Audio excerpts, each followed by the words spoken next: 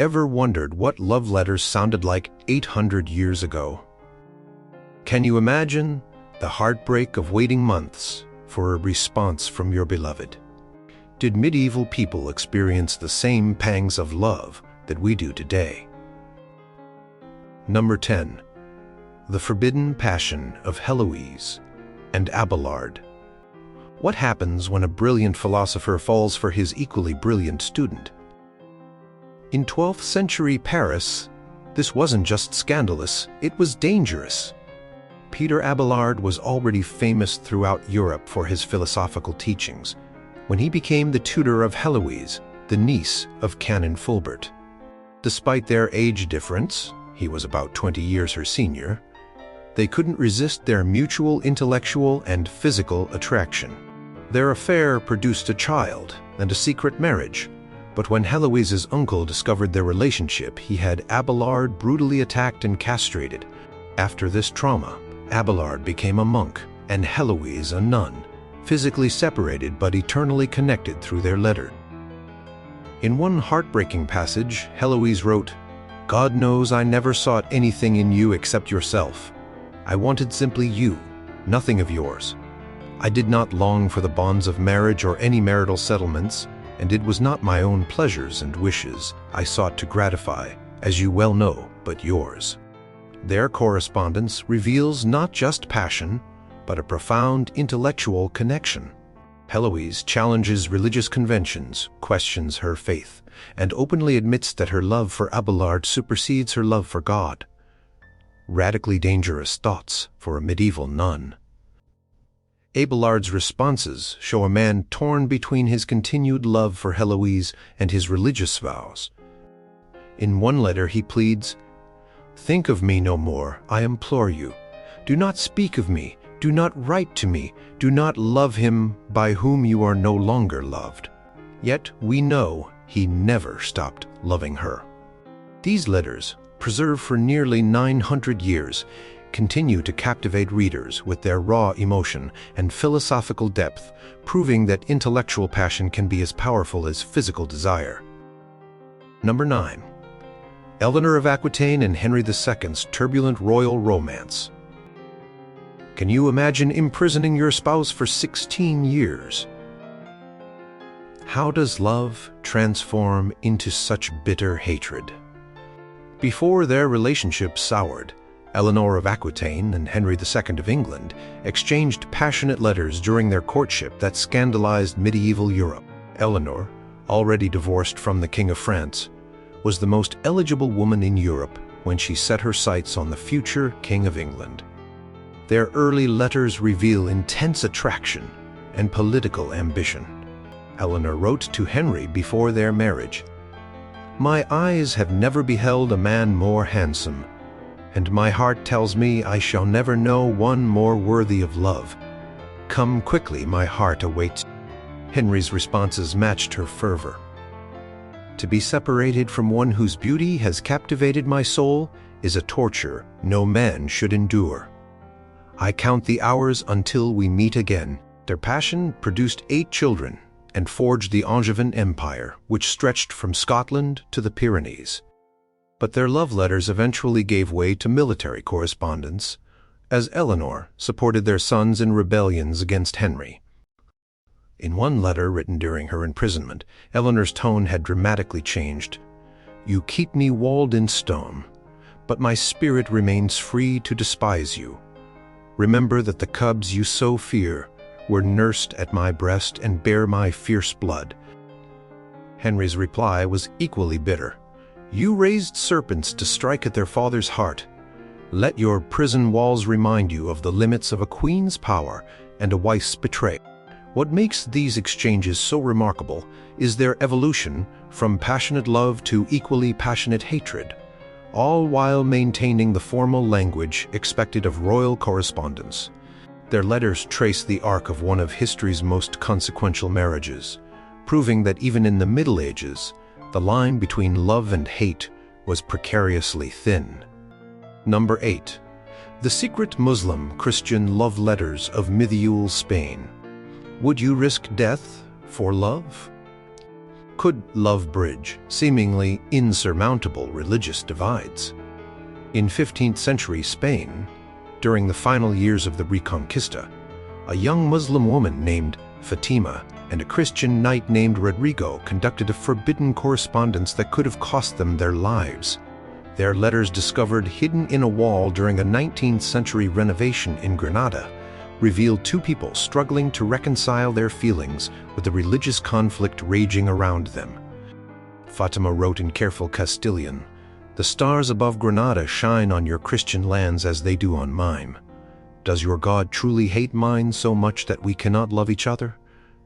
Your words have built a bridge between worlds I was taught cannot meet." Rodrigo's responses show his own internal conflict. "My sword is pledged to the cross, yet my heart has betrayed me.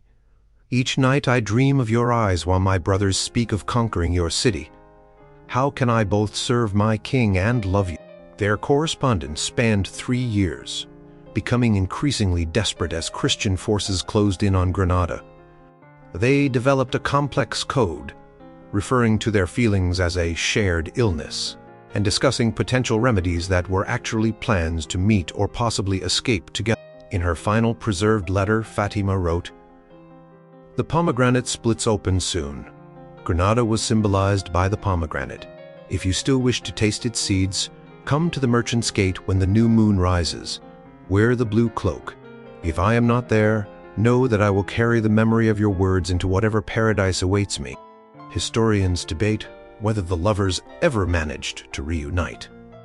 No further letters exist, and the historical record shows that Rodrigo died in battle 2 months after the fall of Granada.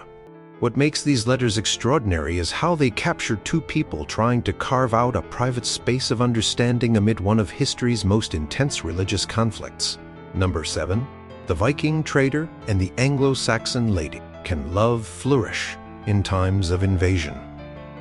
How do you express devotion in a language your lover barely understands? When Norse traders established settlements in Anglo-Saxon England in the 9th century, cultural exchange wasn't limited to goods and silver.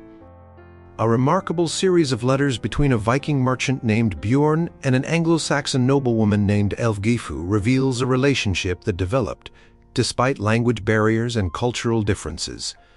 Bjorn's early letters, written in clumsy Old English with Norse phrases mixed in, show his efforts to communicate. "Your hair is yellow like good wheat. Your God and my gods may be not so different. I bring amber from northern seas for you." Elfgifu's responses, preserved on expensive vellum, show initial hesitation but growing interest. "The church teaches your people are heathens and barbarians, yet your words carry gentleness I did not expect. The amber you sent catches sunlight like magic. My father must not know I write to you." As their relationship deepened, their linguistic worlds began to merge. Bjorn incorporated Christian references to please Elfgifu, while she used Norse terms of endearment. In one particularly touching exchange, they both described the same sunset in their respective languages, creating a poetic parallel that transcended their differences. Their correspondence spanned 7 years, during which political tensions between Vikings and Anglo-Saxons fluctuated dramatically. In later letters, they discussed the dangers of being seen together and developed elaborate meeting arrangements. The final letter in the collection, written by Bjorn, suggests a planned elopement. "The ship is ready when spring tide comes. We sail to Dublin where none know our faces or our blood. There are Christians there too. Your God can follow across the seas." Whether they successfully escaped together remains unknown, but their correspondence provides a rare glimpse into how ordinary people navigated the complex cultural boundaries, and how love could flourish even amid invasion and cultural conflict. Number 6. The Crusaders' Promise. Have you ever waited years for someone to return? What would you do if the Holy Land stood between you and your beloved bells? When Richard of Westmoreland joined the Third Crusade in 1190, he left behind his betrothed, Lady Johanna. Their exchange of letters spanning nearly 5 years reveals the emotional toll of the Crusades on those who fought and those who waited. Johanna's initial letters express pride mixed with fear. "My heart swells knowing you fight for Christ, yet I wake each night clutching your cloak. The priest says my pride in you will shorten my time in purgatory, but without you I already burn." Richard's early responses from the journey to the Holy Land are filled with bravado and romantic promises. "The waves rise higher than the tallest tower at home, yet not as high as my love for you when Jerusalem is ours. I will bring you a splinter of the true cross as a wedding gift." As the crusade dragged on, their tone changed. Richard's letters describe the horrors of warfare, disease, and disillusionment. "Today I saw a man I once feasted with die with his entrails in the dust.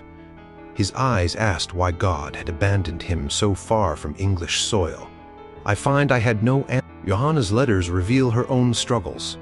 3 more village girls have married since Michaelmas. My father receives new offers for my hand monthly and grows impatient with my refusals. The countryside blooms and withers, while I remain unchanged." The most poignant exchange came after Richard was wounded. Believing he might die, he wrote a confession admitting fear and doubt. "The Holy Land is not what the priests described. Men fight for water and gold, not God's glory. If I survive to see your face again, I will tell you truths about faith that cannot be written." Johanna's response shows remarkable understanding. "Your doubts do not diminish you in my eyes. Question God if you must, but do not question my constancy. I would rather marry a man who has seen the truth of the world than one who believes only what he is told to believe." Against the odds, Richard did return, though severely weakened by his wounds. Church records confirm they married within a month of his return. Their letters stand as testament to how the Crusades tested not just military might and religious faith, but also the bonds of love across impossible distances. Number 5. Catherine de Valois and Owen Tudor's Cross, Place Romance. Can a queen love a commoner? Would you risk everything for a forbidden romance? When Henry V of England died in 1422, he left behind his young French bride, Catherine de Valois. The Dowager Queen was just 21, forbidden by English law to remarry without royal consent, and closely watched by court officials who feared her influence over her infant son, now King Henry VI. Enter Owen Tudor, a Welsh squire in the royal household. Their secret correspondence, conducted under the guise of household management, reveals one of history's most unlikely royal romances. Catherine's notes, ostensibly about palace affairs, contained hidden messages. The northern chambers require new tapestries to block the chill wind. Come, assess them yourself when the council meets. The Queen finds it hard to sleep alone in such cold. Owen's responses maintained the pretense, while acknowledging their growing bond. Fresh rushes have been laid in the chambers as requested. If your grace finds herself wakeful, this humble servant knows Welsh tales that have soothed greater minds than mine to sleep. As their relationship deepened, their letters became more daring. Catherine wrote, "The court speaks French, Latin, and English, but none have taught me the language of happiness until now. Is it always spoken so softly, and with such a Welsh accent?" Owen's reply shows his awareness of the danger. "Some music is sweeter for being played quietly. We who serve have ears always listening for approaching footsteps. Yet for certain melodies, such risks seem small." Their secret relationship eventually produced at least 5 children and possibly a clandestine marriage, though no record survived. When the relationship was finally discovered after several years, Owen was imprisoned, though later pardoned. In a final letter written as her health failed, Catherine expressed no regrets. "They say kings and queens live in history, but I have lived truly only in those moments the court did not witness. tell our children that their mother knew joy that no chronicle will record. Their remarkable love letters not only document a rare cross-class royal romance, but also demonstrate how the rigid social boundaries of medieval Europe could occasionally be breached by determined hearts. Their grandson, Henry Tudor, would eventually become King Henry VII of England, uniting the warring houses of Lancaster and York. Number 4. The Merchant's Wife and the Pilgrim. How long would you wait for someone who might never return? Can devotion survive decades of separation? In 1394, Venetian merchant Paolo Dolfin embarked on a pilgrimage to Jerusalem, expecting to return within a year. Instead, he was captured by Ottoman forces and held captive for 23 years. His correspondence with his wife Maria forms one of the most extraordinary records of sustained devotion in medieval history. Maria's early letters show concern but confidence. The children prayed for you at St. Mark's yesterday. Antonio grows taller each month and asks when you will teach him to sail. I tell him by spring, for surely you will be home by then. As months stretched into years with only sporadic communication, her tone shifted to desperation. The rumors from returning ships torture me with contradictions. Some say you live in chains, others that you have taken a Turkish wife. I choose to believe neither. Each night I light a candle in our window, though the neighbors call me a fool. Paolo's rare letters, smuggled out by traveling merchants, revealed his awful conditions and unwavering love. The other prisoners mock me for speaking to you each night as though you could hear. After 10 years, they ask why I still believe you wait for me. I tell them they know nothing of Venetian women, and less of my Maria. Most remarkable was their mutual refusal to abandon hope. When Paolo had been gone 15 years, Maria wrote, "Our daughter Bianca married last spring. Her husband is kind, but asks why I refuse to live in their house. How can I leave our home when any day might bring your return? The candle still burns." Paolo's final letter before his release contains a profound reflection on time. My captors have taken 20 years that should have been ours, yet in my dreams no time has passed. You remain as you were, and I fool myself that I too am unchanged. Forgive me for the gray hair and bent shoulders I will bring home in place of the husband you lost. Church records confirm that Paolo did eventually return to Venice in 1417. Remarkably, Maria had indeed waited, refusing multiple offers of marriage despite being presumed a widow. A notary's account of their reunion notes that the merchant's wife recognized her husband despite his altered appearance, falling to her knees in thanksgiving, creating such a scene that all the market square wept with them. Their letters testify to a devotion that transcended the medieval world's brutal realities and vast distances, proving that even in an age when life was typically short and uncertain, love could endure against extraordinary odds. Number 3. The Troubadour and the Countess. Can unrequited love produce beautiful art? Would you rather have passionate letters or physical touch? The tradition of courtly love that flourished in 12th century Provence created a unique space where admiration could be expressed through elaborate linguistic performances. The correspondence between troubadour Bernard de Ventadorn and Countess Marie de Ventadour represents the pinnacle of this tradition. Bernard's letters and poems to the Countess elevate yearning to an art form. Your slightest gesture, the turn of your wrist as you offer wine to a guest, contains more grace than all the angels in heaven. I feed on glimpses of you as other men feast on meat and bread. What makes their correspondence remarkable is the Countess's willing participation in this ritualized, unrequited love. Far from silencing her admirer, she encouraged his devotion while maintaining the necessary distance that courtly love required. Your words wrap around me like the finest silks from Constantinople. I wear them invisibly beneath my gowns for my spirit, knowing they can never be torn by the passions of the flesh. their exchange became increasingly metaphysical over time. Bernard wrote, "To love perfectly is to love without hope of possession. Each night I practice dying of love for you, so that when death truly comes, it will find me well rehearsed in surrendering what I most desire." The Countess responded with equal philosophical depth. "The Church speaks of the soul's longing for God. Perhaps what passes between us is training for that greater yearning.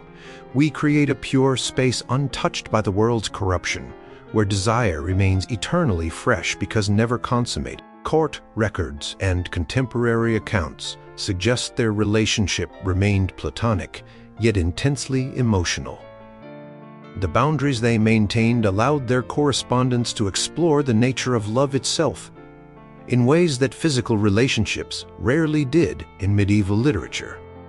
When Bernard eventually left the Countess's court after 7 years, his final letter revealed both the pain and value of their unusual bond. "What we have created together exists nowhere in Christendom.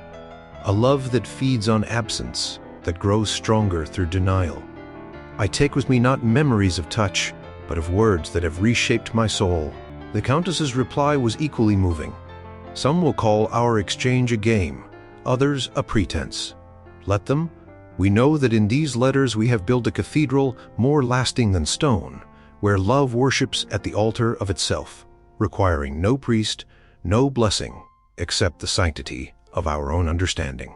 Their correspondence, preserved through Bernard's famous songs and private letters, demonstrates how medieval concepts of love could transcend physical desire to explore emotional and spiritual connections that might seem surprising modern to contemporary readers. Number 2. The Royal Captive and His Distant Queen. Would you marry someone you'd never met? How do you build love across political chasms? When James I of Scotland was captured by English forces in 1406, he was just 11 years old. He would spend 18 years as a royal prisoner in England. During this captivity, he was betrothed to Joan Beaufort, cousin of King Henry V. Their correspondence began as diplomatic formality, but evolved into one of history's most unusual royal romances. Joan's initial letters followed strict protocol. "To His Grace, the King of Scots, greetings from Lady Joan Beaufort. I pray for your health and comfort as Christian duty demands, though we have not yet been blessed to meet in person." James's early responses similarly hid his feelings behind courtly language. "We thank the Lady Joan for her Christian sentiments and assure her that, despite our confinement, our royal person remains dedicated to the alliance our marriage shall represent." As years passed, however, their formality gave way to genuine connection. James wrote poetry to Joan, including famous lines incorporated into his letters. "The long days of imprisonment become bearable only when I recall your face, glimpsed briefly through the garden lattice work. Are you real, my lady, or a dream I've conjured from loneliness?" Joan's responses became equally personal. "They say a queen must love her king for duty's sake. How strange that I should come to love mine while he remains behind English walls. Is it easier, perhaps, to love what we cannot fully possess?" What makes their correspondence extraordinary is how they negotiated their politically complex situation through increasingly intimate exchanges.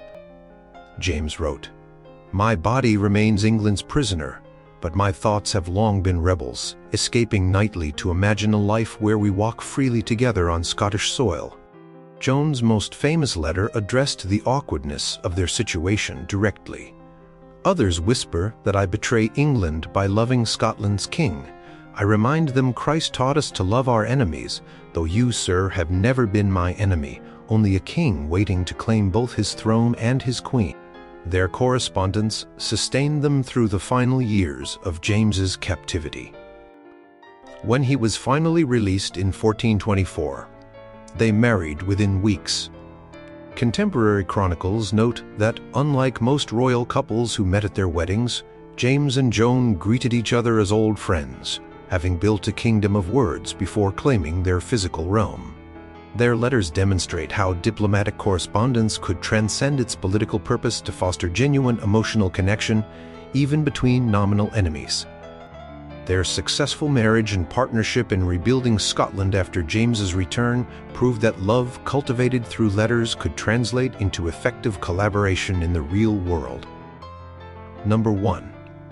The last Byzantine emperor and his Russian bride.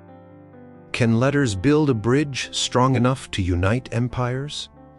What would you write to someone who holds your political future in their hands? As the Byzantine Empire faced increasing Ottoman pressure in the mid-15th century, Emperor Constantine XI sought a political marriage with a Russian princess to secure Orthodox alliance. His correspondence with Sophia Palaeologina, niece of the last Byzantine emperor, reveals both political calculation and unexpected personal connection. Constantine's initial letters emphasized shared Orthodox faith and the political advantages of their union. Constantinople stands as the last bulwark of true Christian faith against the Ottoman tide. Your Moscow rises as a new center of orthodoxy.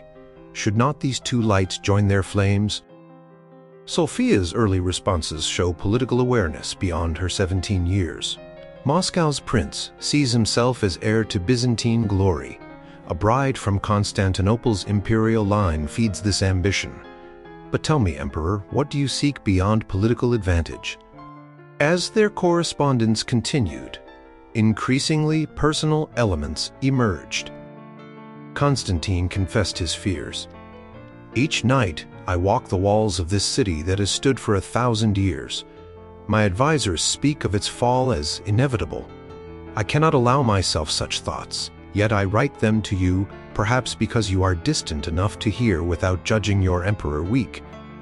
Sophia's response revealed unexpected emotional depth.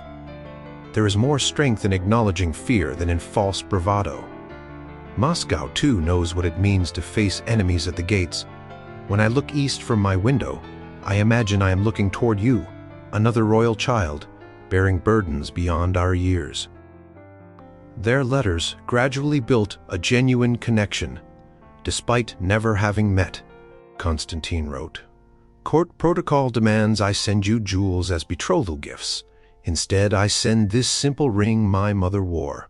In troubled times, ornament seems hollow. I would rather you carry something that held love before us." Sophia's reply was equally personal. "The ring fits as though made for me. Perhaps our hands are shaped by the same imperial heritage.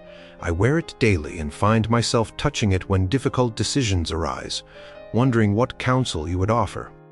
Tragically, their correspondence ended abruptly when Constantinople fell to Ottoman forces in 1453, with Constantine dying in the city's defense. Sophia eventually married Ivan III of Russia instead, bringing Byzantine court ceremonies and the double-headed eagle emblem to Moscow. Their interrupted romance, preserved in letters that survived because they had already reached Moscow before Constantinople's fall, represents not just a personal tragedy but a historical turning point. Their correspondence stands as testament to how much was lost when the 1,000-year Byzantine Empire finally fell. Not just political power, but the possibility of personal connections that might have altered the course of Orthodox Christianity. Would you risk writing your deepest feelings, knowing your letters might be read centuries later? Can words on parchment truly capture the human heart across time?